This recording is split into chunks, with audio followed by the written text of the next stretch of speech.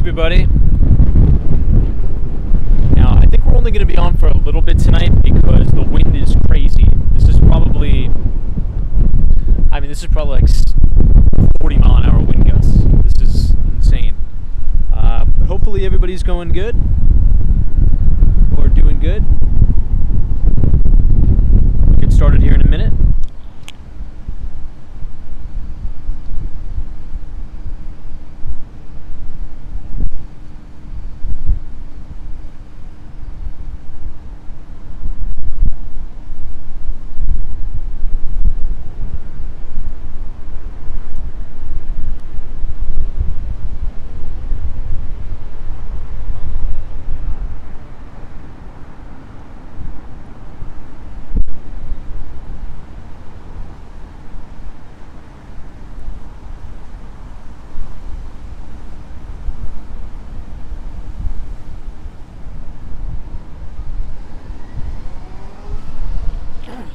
Alright, I don't know if you guys can hear that, but, huh? What's that? Huh? I don't speak Spanish, I'm sorry, man. Sorry about that.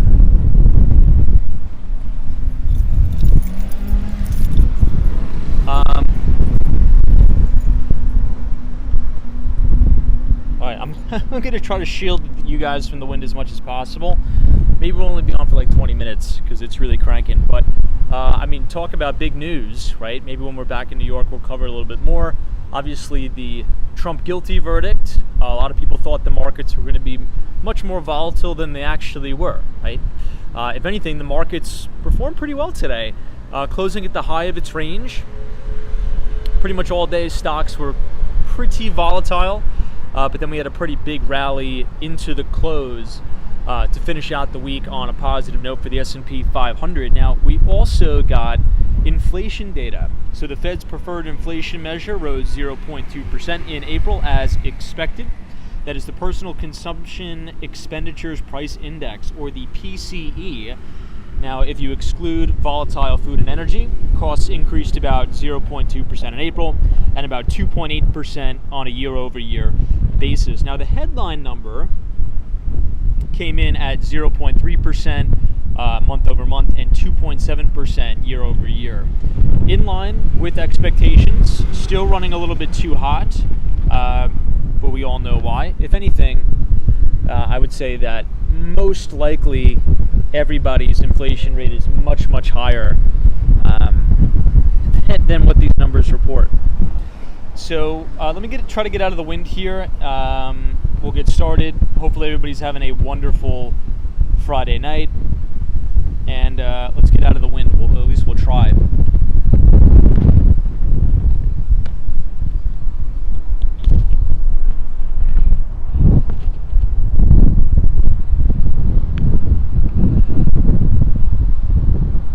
Hey, Doc7 is here. What's up? Diana, Gary Carpenter, always a pleasure.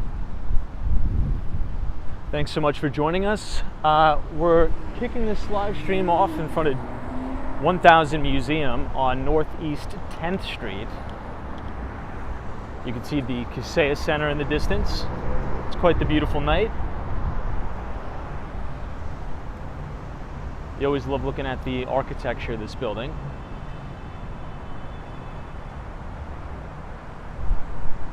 Really beautiful. Anna says happy weekend. What's up?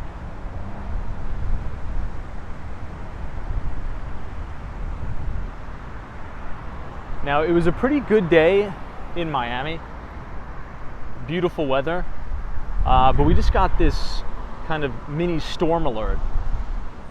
We're supposed to have wind gusts upwards of 45 miles an hour, and I definitely believe it because, holy crap, I can barely even breathe from the wind. But what do you guys think about the market? Now, not to get super political, but it's kind of hard not to, right? When we had one of the most historic things ever just happen. And not only many people think that is going to impact the financial markets. Well, in terms of stocks, there was many people posting that the market was going to be limit down, The bond market was going to crash. There's going to be no more demand for U.S. Treasuries because there's no more trust in the United States, on and on and on. But markets actually performed quite well today, particularly during power hour at the close. There was actually a lot of volume coming in, and we closed directly at the high of the day on the S&P, which is all good stuff. Now, the question is, right, and this is kind of the only kind of political thing that I'll get into, is I think it really, if you're looking for some sort of event trade to happen in and around this conviction or guilty verdict, right, it's probably going to happen around the sentencing, would be my guess. Because he still has to be sentenced, right? We don't know what the punishment is going to be. Is he going to go to jail? Is he going to have to pay a fine? I don't think anybody really knows. Now, I'll give you my take. I'll give you my opinion. And my opinion may be wrong. Just keep that in mind. But we need to cover it because this is pretty big. I think if they give him jail time, I think you're going to have a little bit of a shakeup in the market. That's what I'll say. I think you'll see probably 1 or 2 days of explosive volatility, everybody freaking out, and then things will kind of cool down if he gets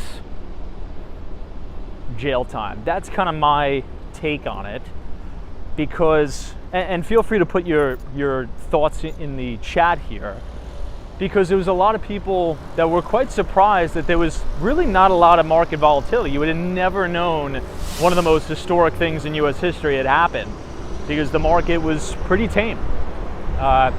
Major averages were up. Many people, particularly on the right, were expecting kind of like a limit down. I don't think so. I don't see it. I think another thing we have to think about is, kind of removing the emotion for it. Whatever you think about the verdict or not, whether you're for Trump, against it, if you think it's good for democracy, bad for democracy, whatever you think, right? Whatever you think, it doesn't matter.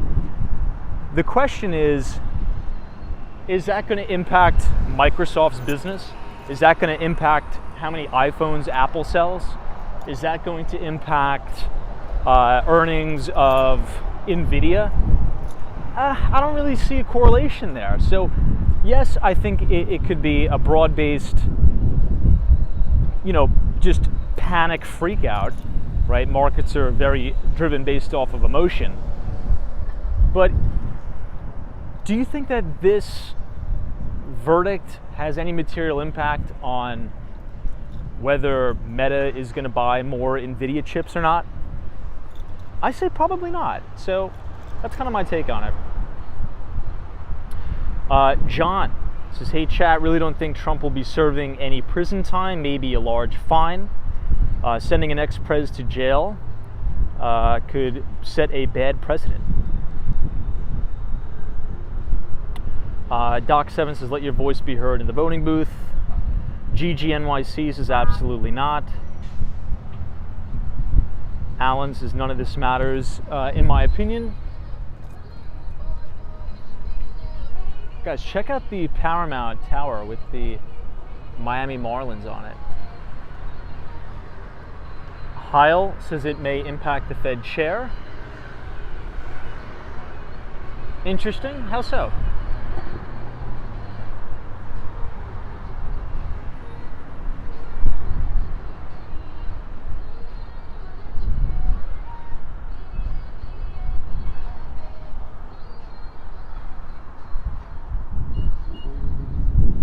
Yeah, I don't know. We'll see.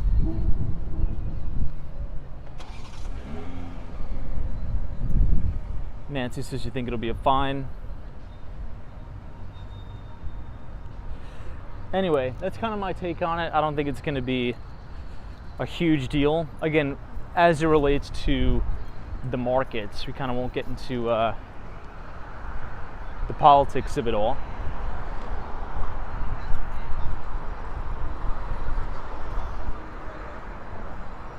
This is the Kaseya Center. Looks beautiful tonight. Now this week in general was pretty rough for enterprise software in general. You had Salesforce report earnings. That stock got hammered about 16% off from where it was trading post the earnings report, or I should say prior to the earnings report. And that pretty much brought down the entire sector. That brought down ServiceNow. That brought down a lot of the leaders. So you're kind of seeing a little bit of a thinning in breadth overall. And kind of what we saw over the winter, I should say, as we were emerging out of the winter, where you had a select few stocks, what's called a lack of market breadth. So a very, very select few stocks pretty much holding up the entire market. And that's kind of what we've been seeing here. Every time the Russell 2000 tries to come out, it kind of gets knocked down back into its base. A lot of those high beta tech stocks continue to get pummeled into the ground. A lot of those companies that the ARK funds or the ARK ETFs hold. Ticker symbol PATH, I think was down almost, 40% after the earnings report. And the day before the earnings, I think Cathie Wood put, I'm not sure the exact dollar amount in the stock, but she bought a lot of it. And as par for the course, that thing got knocked down 40%. Hey, Greg Peters is here. What's going on? Oh, New England Crypto is here. Dude, congratulations, by the way. For those of you who don't know, New England Crypto had a beautiful daughter yesterday. What a blessing that is. Amazing, amazing stuff. Hopefully your wife is doing good, safe, healthy. Fantastic news. What a way to kick off the weekend, right? We're looking at Bayside Marketplace across the street. And we're about to pass the Elser. So I was walking past the, what's it called? The groundbreaking, or I should say the base, the foundation of the Waldorf Astoria residences yesterday. And it looks pretty cool. Like, it looks freaking awesome. So hopefully they have it open today so I can give you guys a little bit of a peek. This is the Elser here. This is an awesome new addition to downtown Miami. It's a hotel and residences. So you have the availability, the option to buy from studio all the way up to 3-bedroom apartment. And when you're not using it, you could rent it out in the hotel pool to kind of cover your overhead costs and generate some income. And they come fully furnished too, which is kind of interesting. Hey, Brad's Brain, what's going on? Yeah, we're on early tonight. We were just briefly covering the Trump trial, seeing how it may impact the financial markets, because many people were quite surprised that markets were pretty much nothing major today. TK Porsche has agreed, Trump decision, no impact on the markets, but the rule of law in this opponents is down the drain. Yeah, I think I'm aligned with you on the political standpoint, right? A lot of the, I think here's my, if everybody wants my political take on it, it's quite obvious, it's quite obvious they're just going after Trump on any type of little nonsensical charges. Now, does it mean that he didn't do those things? No, he did those things, but he's the president of the United States. I get no one's above the law, but it's obvious that they're just trying to go after the guy. Like, it's just obvious. It's kind of like don't poke the bear, right? The same thing, and hold on, just let me cross here. There's a lot of traffic. The same thing kind of happened with that Martin Shkreli trial. He would have never had any jail time. He would have never, ever went to prison, okay, if he didn't poke the bear and make those ridiculous tweets about Hillary Clinton. He made these crazy tweets saying, whoever can bring me, a thread of hair of Hillary Clinton, I don't know if he was offering like a cash reward. It was obviously a joke, but dude, don't poke the bear, man. So when you poke the bear, people will come out looking, and they'll sift and they'll find any little meticulous thing, and they'll pursue it relentlessly. And they'll throw you in prison for it. All right, guys, check this out. Hell yes.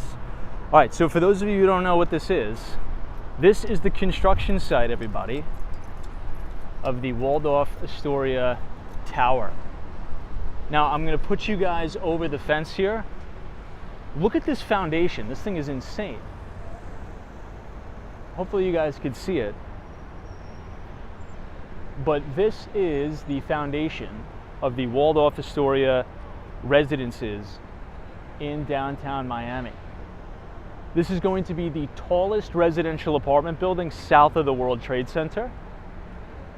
And this building is going to be so tall that they had to do a special a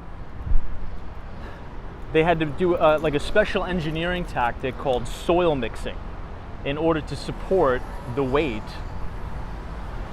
of the building. So this is what it's going to look like amongst the Miami skyline. It's going to be these little boxes stacked on top of one another. Isn't that crazy? Let's see if we can see a little bit of a better view of the foundation as we head down. But as you can see, it's going to be the tallest residential tower south of New York, which is where we are from. So I'm excited. This is going to be pretty cool to watch this being built.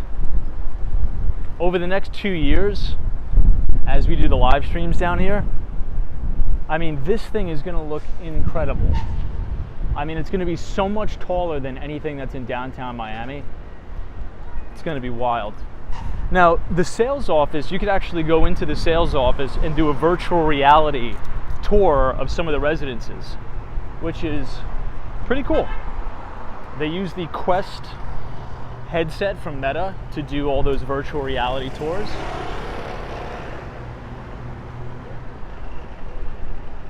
You can see a little bit of the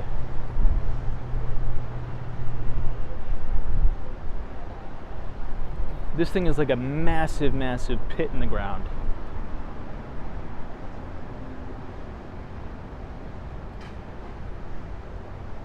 It's going to be cool to look back on this and just see the foundation being put into place. What kind of stinks is if you live in this building, you're pretty much going to have all of your views be totally blocked by the new Waldorf Astoria. But anyway, I'm excited about it. Oh, you know where else I was today, everybody? So I was in Sunny Isles Beach. I was at the Turnberry Ocean Club again. Beautiful, beautiful property. And right next door to it, let's cross one more and then we'll go to Bayside. Right next door, they're just breaking ground on Bentley. So the Bentley Design Tower, this thing is going to look incredible, is going to be just off to the right of the Turnberry Ocean Club residences. And just off to the left, you have the Porsche Design Tower, and then right next to Porsche Design, you're going to have the St. Regis. It's pretty cool.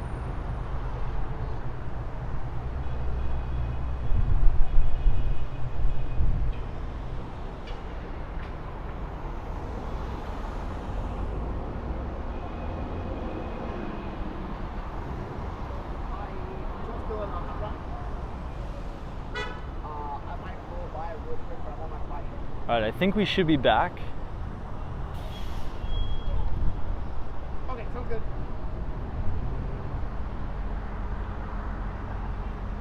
Let me see. Okay, sounds good. Okay, we'll do. Bye. Are we back? I think we're back, right?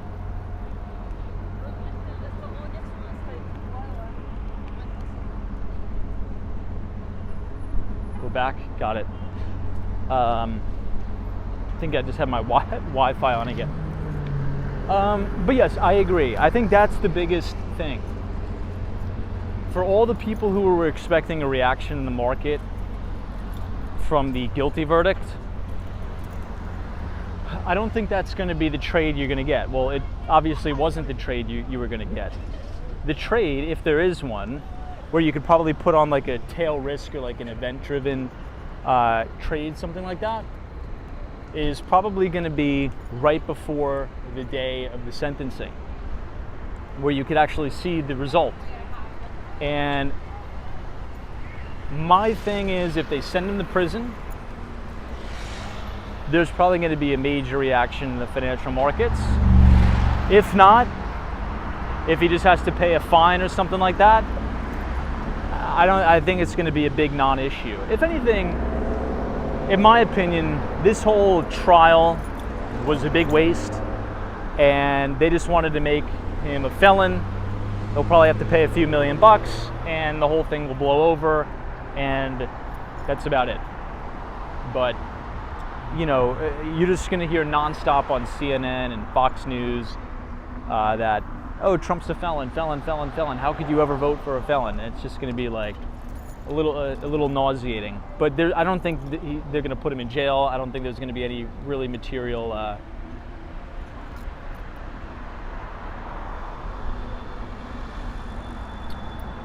thing. So we'll see.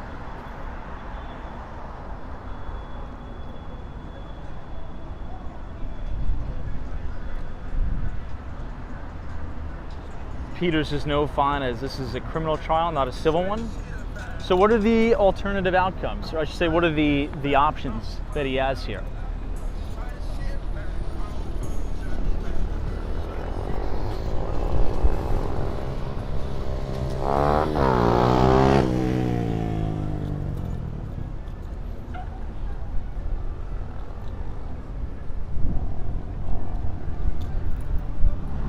TK Porsche says it will either be house arrest, probation, or prison time. A fine is not applicable here. Peter says probation, jail, or house arrest. So you guys know more about the trial than me. I don't even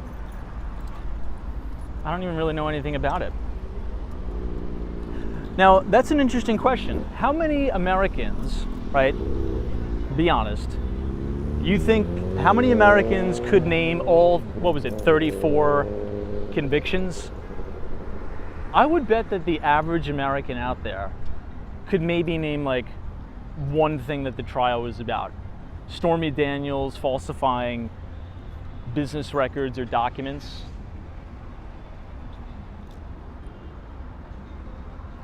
Greg's community service.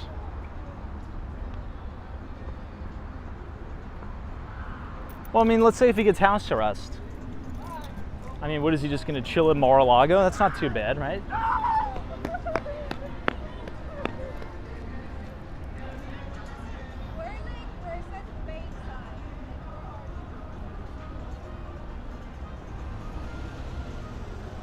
TK Porsche says I reluctantly had to pay attention to the case after last night's decision. Mars says, why does it matter how many people can name it? Most Americans aren't law university graduates. Well, I think the point I'm trying to make is that most people are not interested enough to pay attention to it. One of which being myself, right? I mean, like, if I were to ask you, and maybe you do know, like, if I were to ask you, what are the charges? I think that's the point I'm trying to make, is that, and maybe should I be paying attention? Should Americans really be paying attention? I guess. But here's the reality, right? I'm talking about the reality. People are busy in their own lives, and I think people have gotten to the point of almost ad nauseum of politics, specifically as it relates to Donald Trump, Biden, and Hillary Clinton. I think people are just so sick of it, to the point where if you're a normal person in America, I should say if you're a normal Democrat or normal, Republican, and you're not like a fanatic and like venomously hate the other person or not, you've just kind of been like, the trial's going on. All right, back to work. I don't know. That's at least how my approach that I've been taking to the trial. But at least trying to. but we'll see.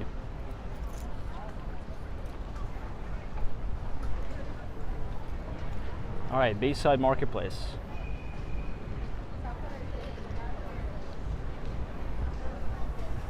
At the end of the day, what's done is done. And I think we got to move on. Doc 7 says each of the 34 charges carries up to a $5,000 fine and 4-year prison sentence. TK Porsche says the case involved a novel legal theory: take a misdemeanor case with expired statute of limitation and turn it into a felony based on alleged violation of federal campaign finance law. The House of Mini Trucks says people shouldn't vote on liking someone, only if they can perform the job better than the other person.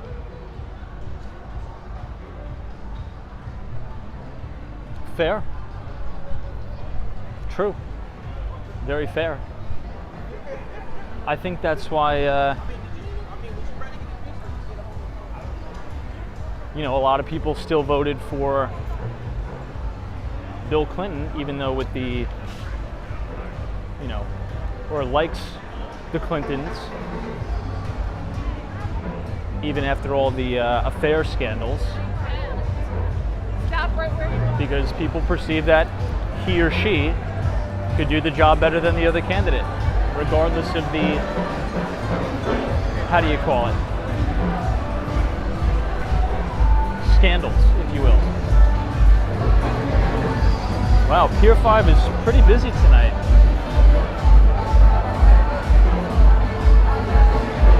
Look at that.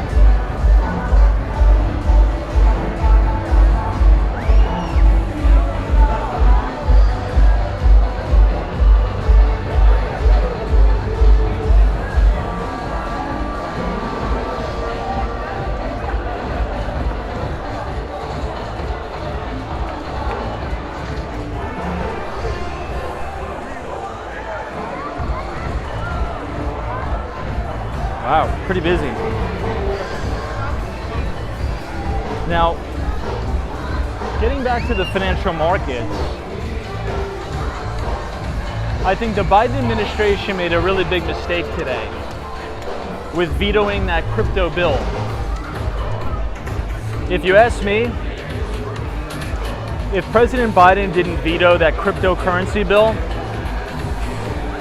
I think he would have walked into the White House, to be honest, regardless of this Trump trial.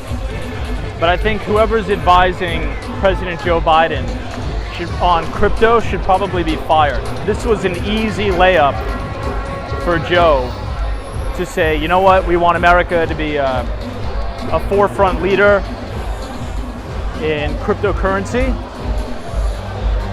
He would have got a lot of people on his side, even libertarians, even people like me. So I think who's ever advising him on this crypto bill is very, very misinformed about Bitcoin. It's unfortunate, but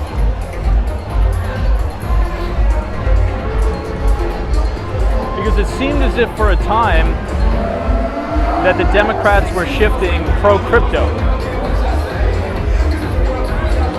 which I was actually very, very happy about. I thought the Biden administration was doing the right thing.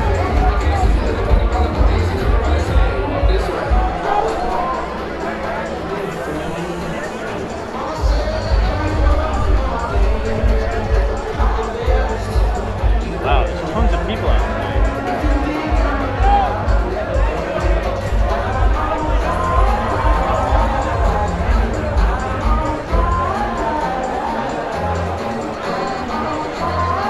Let's walk to the back.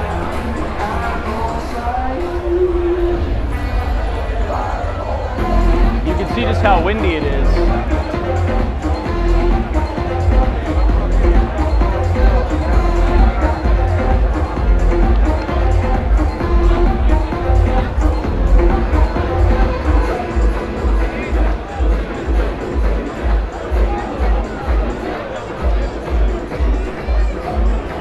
Yeah, DC3, that's a good point. A lot of people did get spooked with the FTX thing. You make a good point. But here's the thing. the Biden administration could have been the administration that solidifies cryptocurrency as a legitimate thing that is regulated. Because here's the thing, now a lot of those jobs are just going to go back overseas.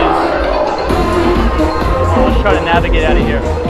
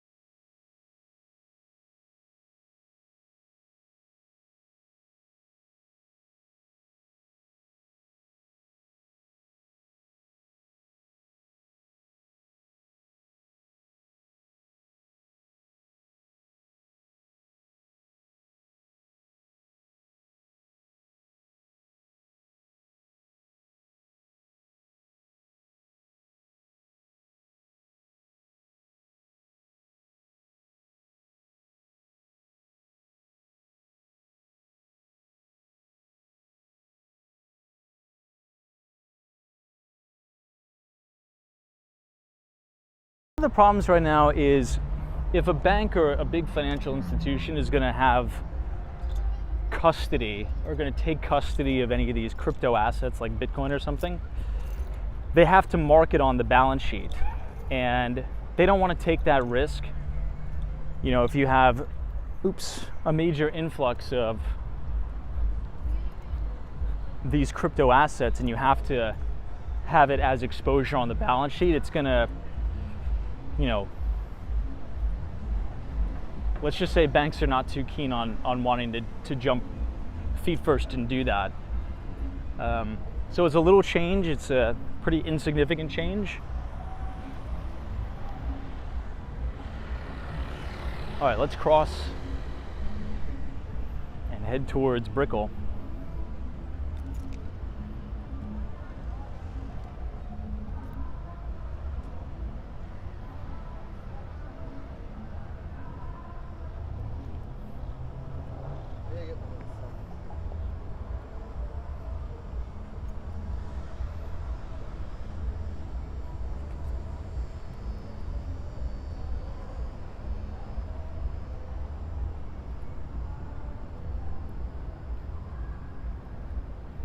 Here you have 50 Biscayne.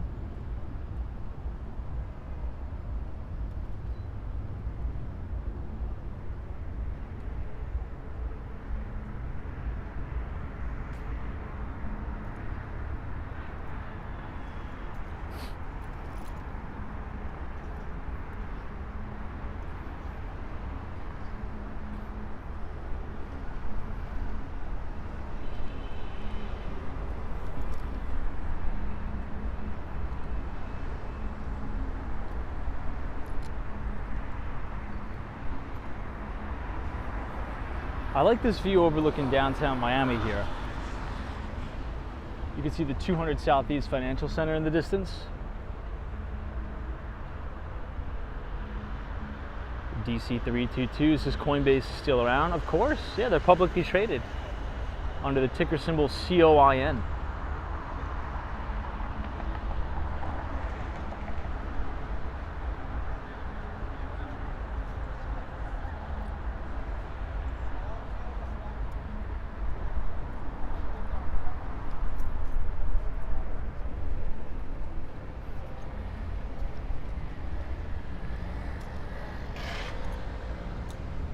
I've always said my prediction is that, well, the vast majority of transactions already are digital, right? If you want to talk about digital currency, I think by the time my kids are my age,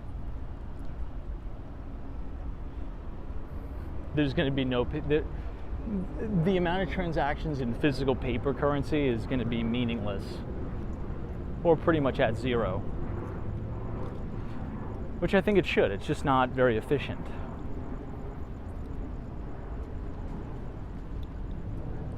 And monetary systems always adapt since the beginning of time.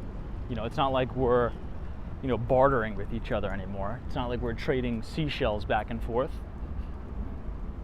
We graduated on to other things. And I think the next step, which only makes sense, everything is digital.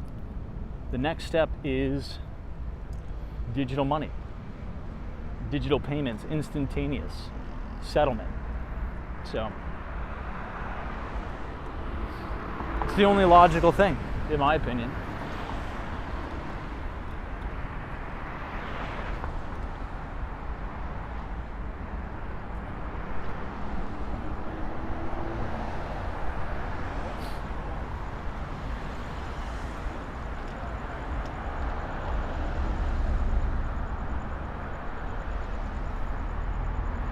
Yeah, Cody says most of us use our phones now for paying. It helps so we don't have to carry cash or cards. Yeah, I don't even carry my cards anymore, honestly.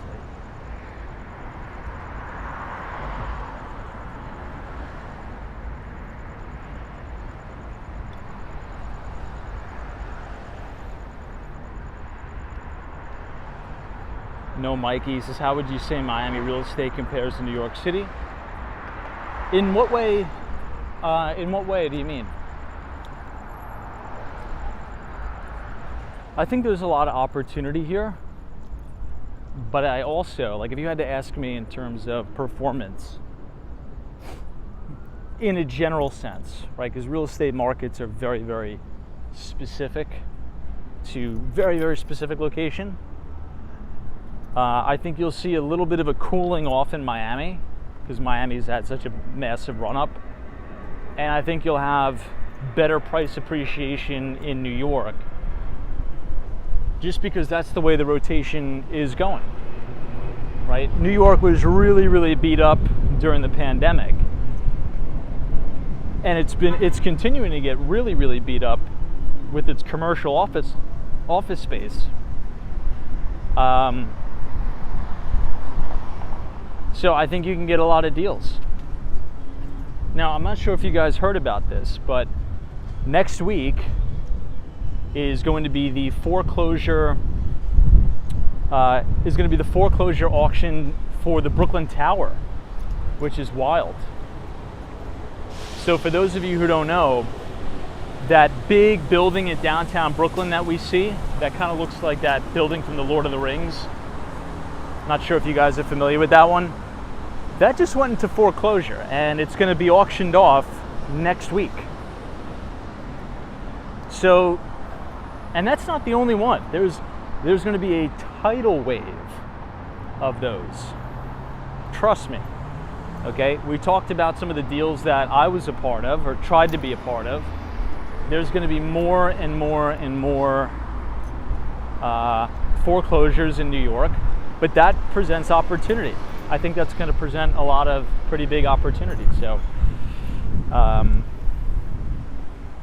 there's just risks in all markets. I'd say the biggest risk here in South Florida is insurance. Some of the insurance premiums here are blowing out like crazy. I mean, I know people who have said their insurance premiums are up 80% on a year-over-year basis. Some of the buildings have insurance premiums up 100% year over year. Now, that's not just Miami. You know, it's happening all over the country, but in select certain cities. But it's just a different set of risks in kind of any market.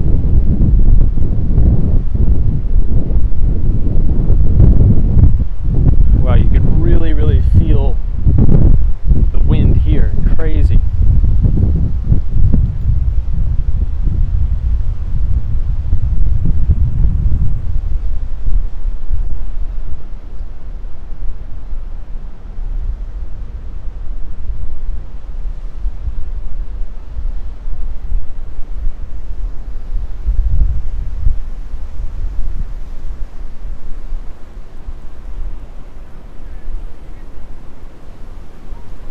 Troy Atman says all the scammers and hackers ask for Bitcoin because it's hard to trace. That's actually not true. That's not the reason why they ask for Bitcoin.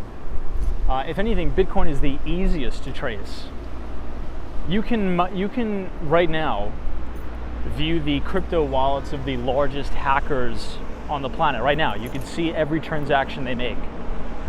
If anything, Bitcoin and the blockchain is what makes things so transparent, right? If I want to buy, let's say if I'm on, you know, the subway and I'm feeling really frisky and I want to buy some blow from some, you know, crazy guy, right? And I give him cash, nobody's ever going to know about that. Nobody's ever going to know about that transaction. But if I pay for, you know, my blow in Bitcoin, you can know when I sent it, to what wallet, how long the person I sent it to is keeping it, or how long, or if they've moved it, if they moved it to another wallet. It's very, very traceable.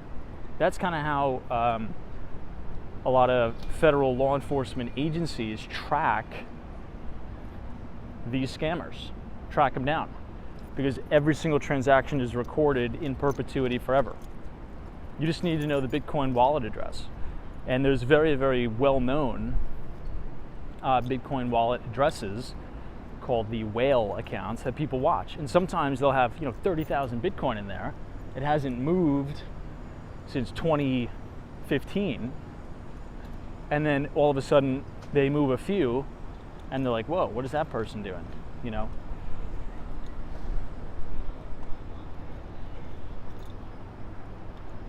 I would say I would say the scammers request it in cryptocurrency because of the ease of use, right?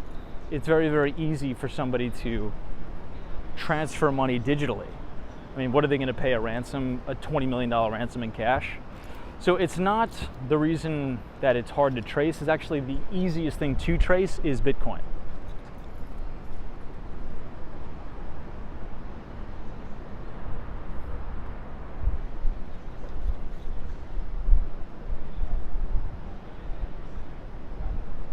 This is the Julian Henry's Eatery here, which is actually probably where I'm going to get dinner tonight.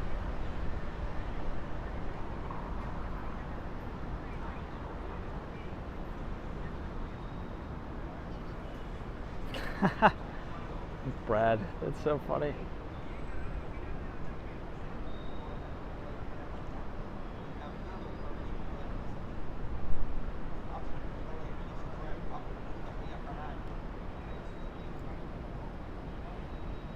Oh, Lux Travel.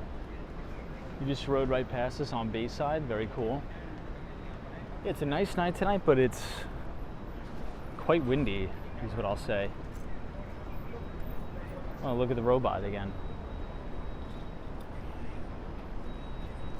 It's been a crazy week. Hopefully I can sleep in a little bit tomorrow.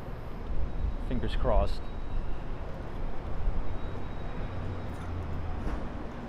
I feel like anytime I travel, even if it's not a long distance, I mean, New York to Miami is nothing.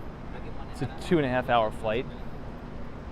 It still kind of wears me out a little bit. I don't know why. Maybe the altitude.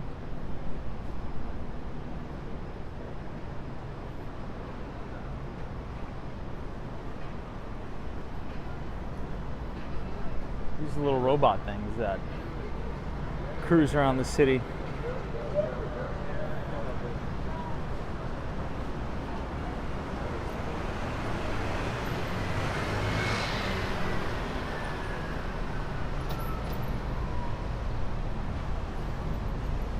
I think these things are so cool.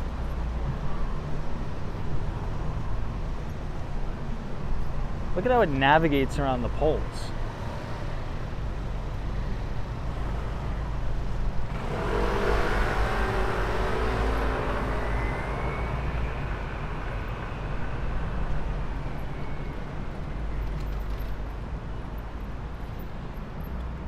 I like how it hits the gas when it crosses the street. It's like I don't trust these Miami drivers either. All right, how about let's do this? We're gonna stream wherever this thing goes. So we're following the robot tonight.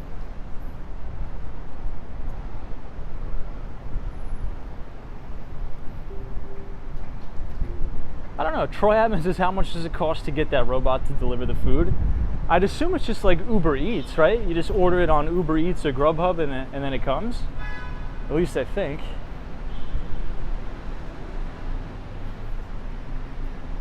Oh God, here's another one. They're gonna battle.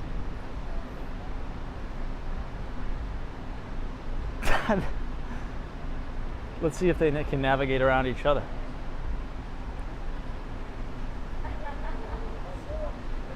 That thing has something stuck to its wheel.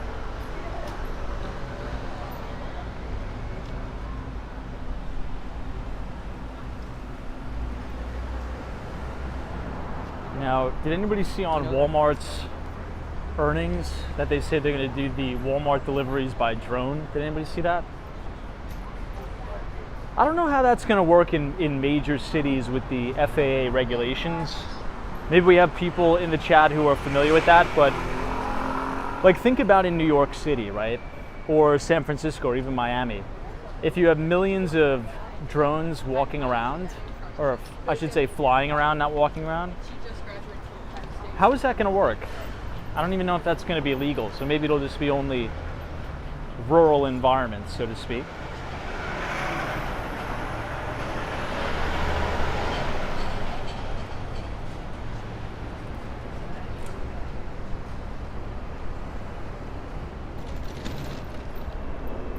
All right, we're following it.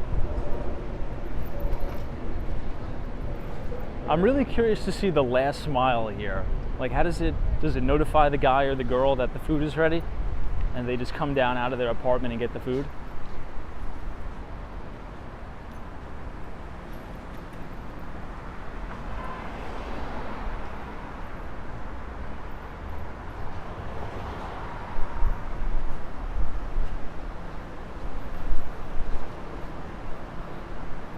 Man, these things go fast.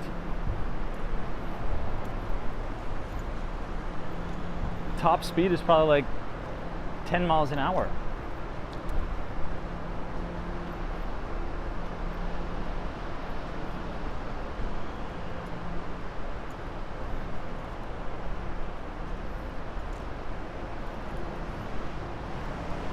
Now, here's what I'm freaked out about. Okay, I'll tell you guys what I'm freaked out about, because you all know me as an eternal optimist, right? Sometimes I get the criticism that I'm too optimistic. So I'll play devil's advocate and be a little bit pessimistic. How does that sound? Here's what I'm a little bit freaked out about. With AI, with facial recognition, what is the future of warfare going to look like? When you could just have a facial recognition kind of like drone, right? Upload a picture of your enemy or your target, and the drone just flies around the city until they can find you, or flies around the battlefield until they can find somebody and crash into you like these kamikaze drones. That's what I'm freaked out about, because what if that technology gets into the wrong hands and you have these sociopaths going around bombing everybody with these AI drones? And it may sound, I'm being a little bit funny. That's a reality now in today's world. Like, we are not too far away from that.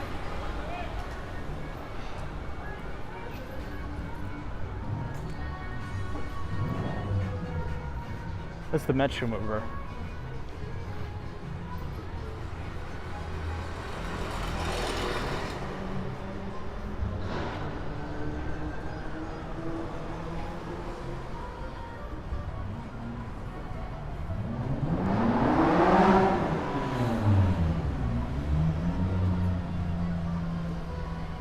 maybe perhaps it's reached its destination.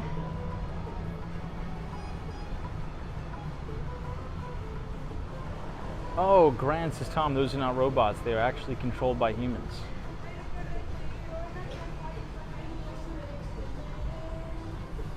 Copy that.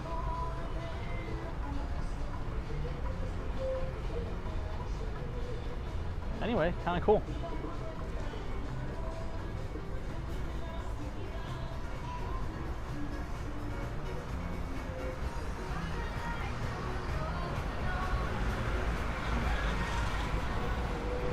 Hey, he's just parked there. Maybe they're parked there because the restaurants are here, and then when they order something, they just put it in. Anyway, everybody, I'm on 10% battery, so the battery is going to die. But I think this was fun. And thank you for joining the Vespa streams as well. If you guys enjoyed the live stream tonight, feel free to leave a like on the video. Click the subscribe button if you're new. And we will see you all tomorrow night. I gotta eat dinner, a little bit tired, but everyone have a fantastic weekend. We will see you right back here tomorrow. I know, Ken Brockton, right? I thought we were gonna see the robots deliver the food. They were just kind of parked randomly on the side of the street. Anyway. All right, guys, the investigator, take care. Richard Vogel, Dale, the investigator, always a pleasure. Ken Brockton. Take care, everybody. See ya.